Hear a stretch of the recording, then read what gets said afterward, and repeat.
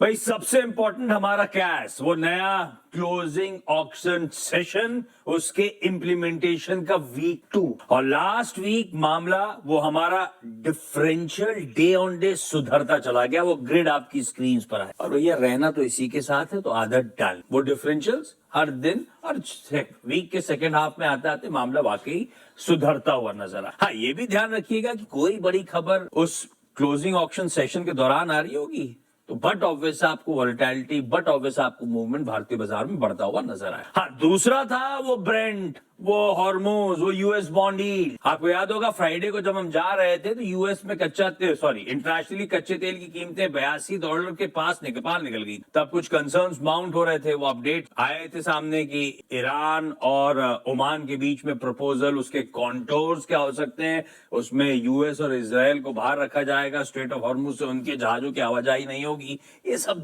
Development. तो उसके बाद फर्दर अपडेट्स मिडिल ईस्ट को लेकर क्या है, उस पे बाजार की नजर। तीसरा, पिछले हफ्ते फिर वो सुबगाहट बढ़ती चली जा रही थी कि यूएस में शायद ब्याज दरें बढ़ने की कगार पे आ। उसके बाद वो फ्राइडे के जुलाई जॉब्स रिपोर्ट बेहद इंपॉर्टेंट, क्या निकल के आया उस रिपोर्ट से, उस पर बातचीत करने की जरूरत, वो समझने की जरूरत, और क्लैरिटी आ जाएगी इस हफ्ते वेडनेसडे को जब इन्फ्लेशन का प्रिंट आ रहा हो। हमारे साथ साथ यूएस का दोनों का वेडनेसडे को मार्केट क्लोजिंग के बाद वो अपडेट आना है, सीपीआई जुलाई की प्रिंट। और हाँ, ये रिजल्ट सीजन का इंडिया इंक के Q1 नतीजों का लास्ट लेग। इस हफ्ते केवल 3 बची हुई निफ्टी 50 कंपनीज के नंबर्स आने, वो भी वेडनेसडे और थर्सडे को आ रहे हैं। उसके बाद रिजल्ट सीजन संपला। खैर, इस बीच भारतीय बाजार कह सकते हो आप पिछले हफ्ते हायर लेवल्स पे कंसोलिडेट होते हुए नजर। तो वो पिछला हफ्ता वीक ऑन वीक 3/4% का उछाल था, तकरीबन 250 पॉइंट के आसपास Nifty week on week gains deliver करके गया। और गिफ्ट निफ्टी के संकेत रखिएगा स्क्रीन पे, आज एकदम फ्लैट इस हफ्ते, इस नए कारोबारी हफ्ते की शुरुआत होने जा रही है। बिल्कुल जहां फ्राइडे को छोड़ा था उसी के इर्द गिर्द शुरुआत होगी इस तरह के इंडिकेटर। क्विकली एशियन पीयर्स दिखाइएगा, उसके बाद यूएस के मार्केट ले चलता हूं आपको। इस समय सुबह सुबह एशियन पीयर्स आपकी स्क्रीन पे, ये तीनों तो अच्छी खासी मजबूती के साथ आज कामकाज कर रहे हैं, लेकिन अच्छा है। चलिए, कॉस्पी, निकाई, ताइवान प्लेट फ्लिप करेंगे तो बाकी के एशियन पीयर्स आपकी स्क्रीन पर आ जाएंगे। ठीक है, एशियन रुझान अच्छा है। यूएस में फ्राइडे को हम जब क्लोज हो रहे थे उस समय 340 पे फ्लैट से 0.5% यूएस फ्यूचर्स मजबूत। एक्चुअल सेशन में 1/4 से 1.25% के गेंस थे, तो मजबूती अच्छी थी। उस समय उनके मार्केट खुलने से पहले जॉब्स रिपोर्ट आई तो सेशन बेहतर गया। आज सुबह के फ्यूचर्स फ्लैट हैं, तब और अब की पहली प्लेट गएगी क्योंकि फ्राइडे का सेशन एक्सपेक्टेशन से बेहतर था। आज सुबह के फ्यूचर्स फ्लैट हैं तो हैंडओवर अच्छा ही है, जहां छोड़ा था उससे बेहतर हैंडओवर आ। तो यूएस में उस जॉब्स रिपोर्ट में क्या हुआ से लेकर वेस्ट एशिया के तमाम अपडेट्स क्या है, क्योंकि एक और क्यू आपकी स्क्रीन पे चमक रहा है, 84.5 पे कच्चे तेल के भाव, हम छोड़ के गए थे 82.3 पे, वो भी इंच अप। भाई साहब गुड मॉर्निंग, क्या डेवलपमेंट? गुड मॉर्निंग आशीष। डेवलपमेंट्स तो जो होने चाहिए थे वो तो हुए नहीं है। पिछले पूरे हफ्ते से हम बात कर रहे थे कि ईरान ओमान के बीच में डील होगी, अब तक डील नहीं हुई है, कोई ऑफिशियल अनाउंसमेंट हुई नहीं है। ईरान के विदेश मंत्री अब्बास अरागची ने रविवार को ये कहा भी कि डील होने की कगार पर है, लेकिन जब तक यूएस जो है अपने ये स्टंट्स पुल ऑफ करता रहेगा तब तक बातचीत करने की गुंजाइश बहुत कम है। और साथ ही साथ उन्होंने ये शर्तें भी रखी है कि फिलहाल के लिए तो हम यूएस से सीधे तौर पर तो बातचीत कर नहीं रहे, जो भी एक्सचेंज ऑफ मैसेजेस हो रहे हैं वो मध्यस्थों के जरिए हो रहे हैं। मतलब कि वो स्ट्रेट ऑफ हॉर्मुज ब्लॉक करके रखे हुए हैं, पोर्ट्स उनके ब्लॉक करके रखे हुए हैं, वो बमबारी कर देते हैं जब उनका मन चाहे तब। तो आज सुबह एक्सियोस पे डोनाल्ड ट्रंप के सुर थोड़े से नरम पड़ रहे थे, वो खबर जो चल रही थी ना पिछले पूरे हफ्ते के हथियार खत्म हो गए वगैरह वगैरह, तो आज उन्होंने कहा है कि we are taking it slow on Iran, और फिर बाद में हम उनपे इकोनॉमिक सैंक्शन ज्यादा बढ़ाएंगे, बमबारी करने की हमें फिलहाल गुंजाइश नहीं है। लेकिन ईरान ने भी अपनी शर्तें रखी है यूएस के सामने बातचीत को फिर से शुरू करने के लिए, और वही पुरानी शर्तें हैं जो उन्होंने पहले भी रखी थी कि उनके फ्रोजन एसेट्स जो है उसे रिलीज किया जाए, सैंक्शंस जो है वो हटाए जाए, पोर्ट्स की नाकाबंदी जो है वो बंद की जाए वगैरह वगैरह। ये सारे जो और जो उनके एलाइज है, हाउती हो, चाहे वो गाजा और चाहे वो हिजबुल्ला हो, उन पर जो हमले चल रहे हैं वो बंद किए जाए। और जो पिछले कुछ हफ्तों पहले डोनाल्ड ट्रंप ने जो गाजा का पीस प्लान रखा था वो भी बेंजामिन नेतन्याहू ने तो रिजेक्ट कर दिया है कि हम तो उसे मंजूर करने वाले हैं नहीं, और हम जो है बिना यूएस के अप्रूवल के भी ईरान के साथ जंग लड़ सकते हैं। कल एक खबर ये भी आई कि सऊदी अरामको की जो जजान रिफाइनरी है उस पर हाउथियों के हमले हुए हैं। हाउथी ने इसकी जिम्मेदारी ली है, लेकिन ईरान की तरफ से ना ही सऊदी अरामको की तरफ से कोई ऑफिशियल कमेंट आया है। हालांकि ये बात तय है कि वहां पर हमला हुआ था, आग लगी थी उस रिफाइनरी में, उस आग पर काबू पा लिया गया था। यही स्टेटमेंट आया था कंपनी की तरफ से कि आग जो लगी थी उस पर काबू पा लिया गया है। और ये जजान रिफाइनरी जो है काफी महत्वपूर्ण इसलिए भी है क्योंकि लगभग 4 लाख बैरल प्रतिदिन के तेल की कैपेसिटी की रिफाइनरी की रिफाइनिंग जो है वो उस रिफाइनरी से होती है। और रविवार को ओवर द वीकेंड एक और खबर ये भी आई थी कि अबू धाबी की जो नेशनल ऑयल कंपनी है एडनॉक, उसके भी एक जहाज पर जो है हाउथियों का हमला किया गया था। हालांकि इसके लिए ना हाउथी ने ना ईरान ने इस बारे में कोई नैतिक जिम्मेदारी इसकी ली है। शुक्रवार को जॉब्स रिपोर्ट जो आनी थी वो अनुमान से कमजोर हुई, लेकिन उसके काफी सारे कारण थे। पहले तो नेगेटिव 23,000 आया है आंकड़ा, जबकि ऑफिशियल एस्टिमेट जो था वो 83,000 का था। लेकिन बेरोजगारी की दर भी जो है वो 4.1% थी, लेकिन पार्टिसिपेशन रेट जो है वो 5 साल के सबसे निचले स्तरों पे। और पार्टिसिपेशन रेट मतलब जितने लोग जॉब्स मांग रहे थे, जो कर रहे हैं और ढूंढ रहे हैं, उनकी संख्या 5 साल में सबसे कम स्तरों पर आ गई है।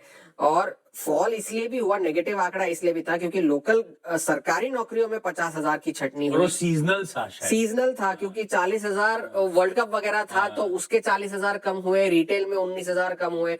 तो अगर सीजनैलिटी को निकाल दे, सरकारी नौकरियों को निकाल दे, तो भी नेट पॉजिटिव नंबर है, लेकिन वो भी अनुमान से कमजोर। तो उस वजह से बाजार ने इसे पॉजिटिवली लिया, ये सोचते हुए कि चलिए इस वक्त तो है सितंबर में, आने वाले महीने में फेड जो है वो ब्याज दरों में बढ़ोतरी नहीं करेगा। अब जो प्रोबेबिलिटी है उसकी वो कम होकर 44% रह गई है। लेकिन अर्थशास्त्री मानकर चल रहे हैं कि ये जॉब्स रिपोर्ट तो ठीक है, लैग से चल रहा है, लेकिन इस जो बुधवार को महंगाई का आंकड़ा आएगा वो ज्यादा इंपॉर्टेंट होगा ये डिटरमिन करने के लिए कि फेड आगे क्या करने वाला है। लेकिन बॉन्ड यील्ड भी कूल ऑफ नहीं हुई है। 4.67 के आसपास ही मिलेंगे आपको। वो कूल ऑफ नहीं हो रही है। आप प्राइवेट पेरोल्स अच्छे खासे 32 हजार के बढ़े। और उसके भी कई कारण है। आज जापान जो है अपना नेशनल डेट फिगर डिक्लेयर करने वाला है, उनका नेशनल डेट कितना है, तो उस पर बाजार की नजरें बनी हुई है। और ये जो येन कैरी ट्रेड के अनवाइंड होने के जो डर बैठा हुआ है बाजार में, उस वजह से भी जो है बॉन्ड यील्ड्स अभी भी कूल ऑफ किसी तरह से नहीं हो रही है। आज नतीजे तो कोई ज्यादा है नहीं इस हफ्ते, लेकिन रिटेल सेल्स का आंकड़ा शुक्रवार को आएगा, लेकिन महंगाई का डेटा, रिटेल इन्फ्लेशन बुधवार को, होलसेल इन्फ्लेशन गुरुवार को, इन दोनों आंकड़ों पर बाजार की नजरें होंगी। और ये जो है इस हफ्ते का सबसे बड़ा ट्रिगर। पढ़ रहा था मैं, यूएस सीनेट ने एक बिल पास कर दिया है जिसमें वो रशियन रशिया वो उस पर बात चल रही थी, पुरानी बात थी, और उस पर 100% टैरिफ लगा देंगे जो रशिया के साथ। पुराने प्रोविजन तो ये थे कि 500% टैरिफ लगा देंगे, अब वो 500% से कम करके उन्होंने 100% किया है। लेकिन सेनेट ने पास किया, अभी भी हाउस को ऐसे पास करना जरूरी है, अब तक हाउस ने ऐसे पास नहीं किया। और ये ऐसा नहीं है कि अगर ये बिल पास हो गया तो लगी जाए, टेंशन डाइवर्ट कर रहे हैं। हाँ दुनिया को बदल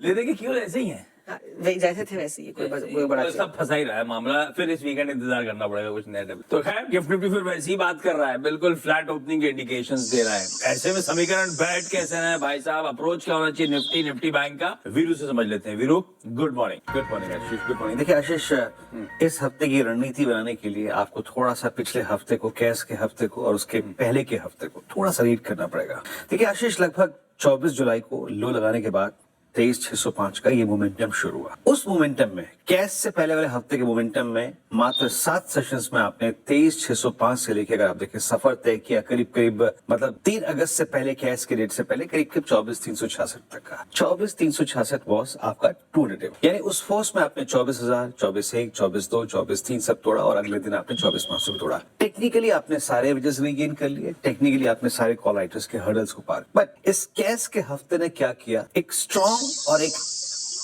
डीप पॉकेट्स ऑप्शन राइटर्स को एक मौका दिया कि जनाब इस अनसर्टेनिटी का फायदा उठा, both in weekly and monthly contract. वो आराम से 24,700 की कॉल बेच के बैठे रहे, वो आराम से 24,500 की पुट बेच के बैठे। तो ये कैश के लगभग 5 सेशन बाजार को साइडवेज रखे गए।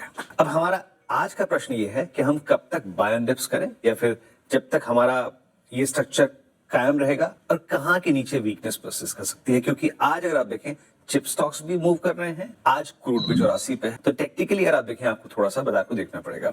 मैं कैसे अप्रोच करूंगा? अभी हम रेंज में ट्रैप्ड, तो रेंज में ही ट्रेड करें या फिर किसी कोलैप्स का इंतजार करें या फिर रेंज ब्रेकआउट का?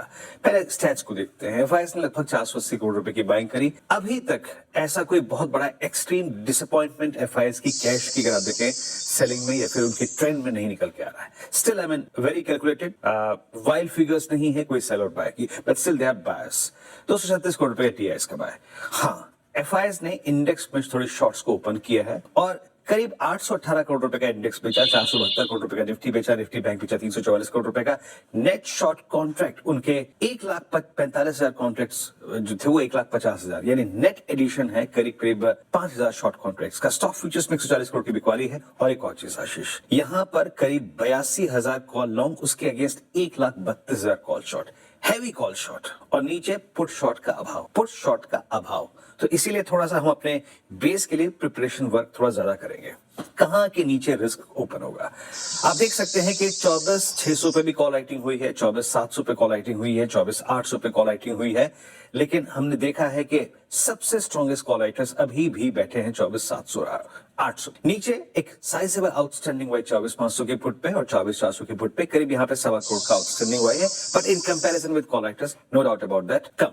मैंने आपको दिखाया भी अभी कि एफआईएस बड़े कॉल राइटर्स हैं। मैं कैसे प्लान करूंगा? देखिए, पहले लेके आएगा निफ्टी का base one against all odds. मैं फिर कह रहा हूं अगेंस्ट ऑल ऑड्स, जब तक बेस वन है दैट पुट राइटर्स जोन 24,500 और 10 डेमा राइजिंग 10, तब तक मैं बाय एंड डिप्स का रिस्क लूंगा आशीष। लेकिन याद रखिएगा, अगर हम तोड़ रहे हैं बेस वन इस हफ्ते, इसका मतलब ये है कि थोड़ा सा हम लोअर ट्रेजेक्टरीज को टेस्ट करेंगे, बट उसमें शॉर्ट नहीं जाना है, क्योंकि ये जो 24,400 है और 381 है, ये सेकंड पुट राइटर्स का जोन है, एंड मोर स्पेशली एक बड़ा एवरेज यहाँ पे आ रहा है 200 तो ये जो मैंने एक शुरू में भूमिका बांधी थी ना कि 24 जुलाई से लेकर आ रहा आपका अप ट्रेंड, ये तभी कोलैप्स होगा जब आप बेस टू को तोड़े। बट सेफ एंड सिक्योर मैं बाय एंड डिप्स तब तक करूंगा जब तक कि बेस वन है। और किसी भी ट्रेड को पहले आज RS1 पे चेक करेंगे। स्लाइट रेजिस्टेंस क्या देखा हमने? 24,600 की कॉल में राइटिंग है, कल एक्सपायरी है।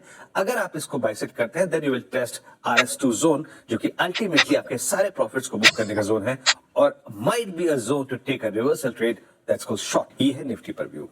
निफ्टी बैंक आशीष अभी भी उसी रेंज में जो हम पिछले पूरे हफ्ते डिस्कस करते आए, ना 58,200 निकल रहा है, ना 57,500 57,600 टूट रहा है। एसबीआई के नंबर्स आए, एक स्पाइक आया, लेकिन फिर कोलैप्स। अभी भी 58,000 पे बड़े कॉल राइटर, 58,100 पे, 58,200 पे बड़े कॉल राइटर्स, और नीचे 57,500 पे पुट राइटर है। लेकिन एक बात 57,500 का पुट राइटर पिछले कुछ सेशन से वीक पड़ रहा है। एक बार कहिए 57,500 की पुट, 57,500, 400, 600, जहां पे 10 डेमा है, जहां पे 20 डेमा है, उन पुट राइटर्स का एग्जिट नजर आया। देखिए स्क्रीन पे गौर से क्या है और ये क्यों हो रहा है? ये हो रहा है HDFC bank. Ashish, HDFC bank is on the verge of a major collapse if it violates 7, और वो चीज जो है वो ऑप्शन राइटर्स के जहन में है, तो लेके आइए लेवल्स।